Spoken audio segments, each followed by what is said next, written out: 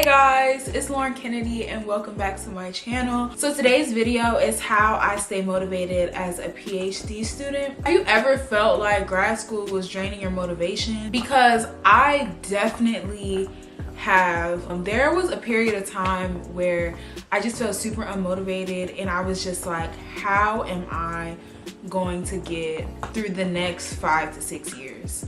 And I'm only a second year. So this video is just to share my story, share some tips and tricks, and also create an open space for you guys to also share your journeys with me as well, because I love hearing back from you guys. Also some tips that you may have of how you stay motivated, because I feel like as a person and a scientist, I'm forever growing and evolving, and I love hearing feedback and hearing back from you guys. So let's get right into the video. What inspired me to do my PhD? So growing up, I felt like I was always interested in science. I felt like it was so cool that all of these different things were going on in our bodies. It just fascinated me, the colors, the intricacies, and even just like drawing different scientific figures. I loved doing that.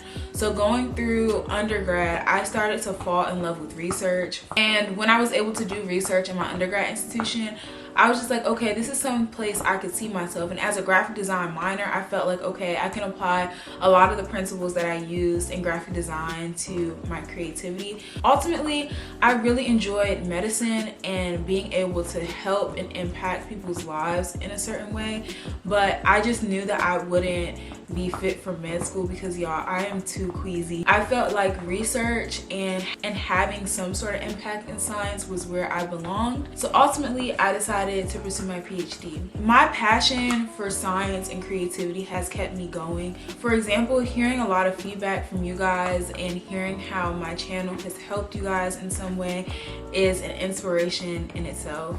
I feel like this is my higher calling, what I was destined to do, and this has ultimately kept me going, but also in a way inspiring the future generation of scientists that come after me, like knowing that in some way, shape, or form I am paving the way for other young scientists that may look up to me or want to pursue a similar career path as me, or even young girls that look like me. I feel like that's why I do what I do. Motivation grows when you see progress. What I like to do is break tasks down into manageable steps. So like I've said in previous videos, I like to create checklists of things that I have to do, and checking off those things on the list are like small wins. So like every time I complete something and I get something done, that's a small win for me. And whenever like I finish an experiment or submit a task, normally I reward myself by either coming home, doing something that I enjoy doing, whether it's editing my YouTube video, running, spending time with my dog. I know that I'm going to be rewarded at the end of the day, and I allocate specific time to dedicate to myself. Because a lot of times in science, and I've discussed this with a lot of my friends and even my past mentors, hey Lola Bean, a lot of scientists don't get the validation or recognition that they deserve because it's so competitive in our field. So celebrating those things yourself and actually validating yourself and what you're doing is super important. One thing that I do want to get better at is tracking my progress, because I feel like sometimes it's really easy to lose sight of how far you came, what you've accomplished. But I think I've done better at that by creating PowerPoint presentations where I track all of my experiments, keep up with my experiments, and kind of create this story of all these things that I've accomplished thus far.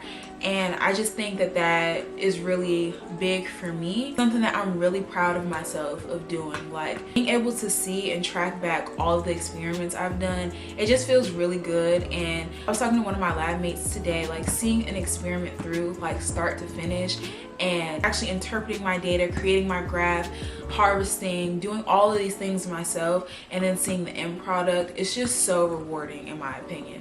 Another thing is trying to stay organized without feeling overwhelmed. And if you guys have watched my videos, I use a lot of planners. I try to create achievable goals, but still making progress in some way, shape, or form. Every day I make sure that I'm doing something or I have something written down, so I'm never just like, oh, I don't have anything to do. Because when Whenever I feel like I'm not doing something, that makes me feel like I'm not being productive or not being a sign of not being motivated. So I try to have something that I look forward to doing every single day to keep moving forward and to keep progressing. I also try to avoid procrastination. Even though this does not work all the time, I can procrastinate sometimes. I try to have a structured routine. My mornings normally look the same. I wake up, walk my dog. Sometimes I'll do some things in the morning that I wasn't able to get to the night before. And then in the evenings, it's just either relaxing or working on things and spending time with my dog, or even watching some of my favorite shows or working out. I just know that my mornings and my evenings look the same most days, and having that structured routine prevents me from procrastinating. Another important thing is how you deal with setbacks and failure, because motivation can decrease when things go wrong, but resilience is really key. For example, here recently, I was really frustrated because I was staining something, and that day just felt like everything was going wrong. I had stained something and I stained it incorrectly. With some microscope slides that took a while to look for, and I don't think we had a lot of them, and I just felt so dumb and so hard on myself. And I was just like, dang, like how could I just make a careless mistake? And I was being super hard on myself, and honestly I could have given up, beaten myself up, but I was just like, okay, we can find another one. If not, I can section new blocks. I can make new slides for myself. So I reframed it as a learning opportunity and looked at it as something that like I can learn from, and I know that these mistakes happen. I'll be more mindful in the future, and just to keep going, because like even though that was a minor mistake, that one mistake did not define me as a scientist, because I dusted myself off, got up, and I kept going, and that's all that matters. The other thing is to find joy in the process, and that's why choosing your lab is super important. I love the people that I work with. We love to yap, we listen to music. My lab is just a really friendly environment. I have fun going in to do what I do every day. I think that's really important. My lab, we celebrate like birthdays. We oftentimes we bring in snacks. We always check in with each other about our weekends, and it's just a really fun place to be. And I feel like that's what your PhD should be about. You shouldn't dread going into the lab every day or feeling like you're going to be scolded for messing up, but also being curious. Curiosity keeps things exciting, and this is something that I'm working on as well. I feel like I'm curious, but I'm still training my mind to think more, ask more questions in a scientific way, if that makes sense. So I feel like when you have questions, you're excited about the science, you're excited about the people you work with, the environment that you're in, it keeps you motivated and makes you want to keep coming back. Another thing is taking breaks without guilt. If I am feeling exhausted and I feel like I can't anymore, I take a break. I'll tell my PI. This is not often, but sometimes we feel burnt out, we feel overwhelmed, and I think it's really important to recognize that, because if you keep pushing yourself and you can't go on any further, that can ultimately impact your outlook of why you're pursuing your PhD. Like I said, I am strictly 9 to 5, or sometimes like I'm flexible with those hours, but when I come home, I take a break. Like for example, last night I came home, I had to read a few papers, and I was working on stuff from like 5 to 9 that evening on top of working a 9 to 5 day. And my friends asked me if I wanted to go see one of them days with them and go to a $6 movie. I was just like, yeah, why not? I felt like I would have regretted it so much if I didn't go, and I really wanted to see that movie. So it's important to not force productivity like 24/7. Sometimes you need a break for the things that you want to do. And I'm so glad that I went. It didn't put me behind. I wasn't missing out on something that I was supposed to do.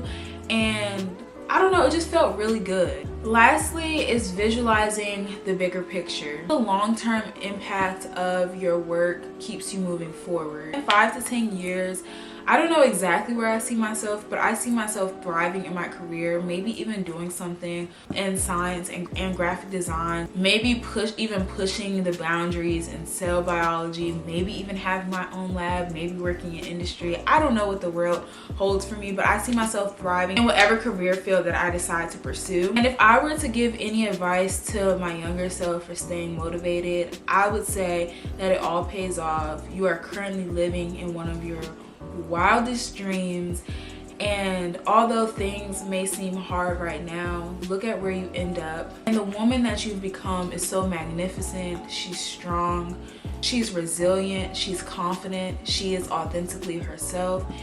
I think that is something that younger me would love to hear. So what keeps you all motivated in grad school? I'm curious. Let me know in the comments. Thank you all for tuning in. I love you all, and I will see you guys in the next video. Bye.